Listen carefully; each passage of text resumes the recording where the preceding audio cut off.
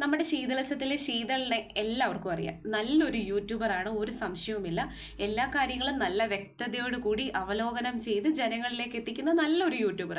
ഞാനും പുള്ളിക്കാരിയുടെ ഒരു സബ്സ്ക്രൈബറാണ്. പക്ഷെ കഴിഞ്ഞ ദിവസം ശീതൾ ചെയ്ത ഒരു വീഡിയോയോട് ഒരിക്കലും യോജിക്കാൻ പറ്റുന്നില്ല. ഒരു ധ്യാന കേന്ദ്രത്തിൻ്റെ പേര് പറയാതെ ഒരു കുട്ടി അവിടെ വന്ന് സാക്ഷ്യം പറഞ്ഞതിനെക്കുറിച്ച് ശീതൾ വളരെ രൂക്ഷമായിട്ടാണ് പ്രതികരിച്ചിരിക്കുന്നത്.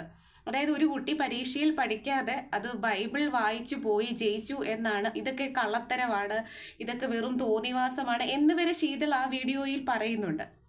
അത് വേറൊരു ധ്യാനകേന്ദ്രമല്ല, കൃപാസനമാണ്.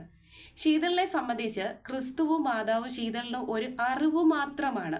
ഇത് അനുഭവമാക്കിയവരാണ് അവിടെ വന്ന് സാക്ഷ്യം പറയുന്നത്. നമുക്ക് ഒരു ധ്യാനകേന്ദ്രത്തിൽ എത്രത്തോളം ആൾക്കാർക്ക് കാശ് കൊടുത്ത് അവരെ കൊണ്ട് കള്ളസാക്ഷ്യങ്ങൾ പറയാൻ പറ്റും? കൃപാസനത്തിൽ വന്ന് അനുഭവസ്ഥരാണ് സാക്ഷ്യം പറയുന്നത്. അതും ഒന്നും രണ്ടും പേരല്ല, ലക്ഷക്കണക്കിന് ആൾക്കാരാണ് അവിടെ വന്ന് സാക്ഷ്യം പറയുന്നത്. ലോകമെമ്പാടുമുള്ള ആൾക്കാർക്ക് സാക്ഷ്യം പറയാനുണ്ടാകും. കൃപാസനത്തിൽ ഒരിക്കൽ ചെന്ന് പെട്ടാൽ ഒരു സാക്ഷ്യം പറയാത്ത ഒരാൾക്കാരും ഉണ്ടാകില്ല അവിടെ.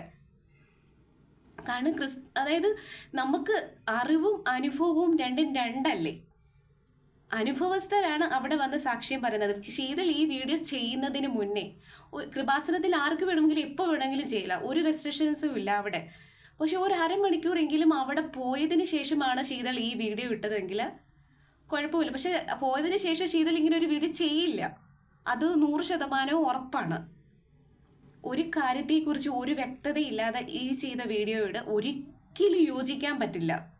കൃപാസനം ഒരു തട്ടിപ്പ് കേന്ദ്രമല്ല, അതൊരു അനുഭവമാണ്, അതൊരറിവല്ല. എന്തോരം ആൾക്കാരാണ് അവിടെ വന്ന് സാക്ഷ്യം പറയുന്നത്. അതിങ്ങനെ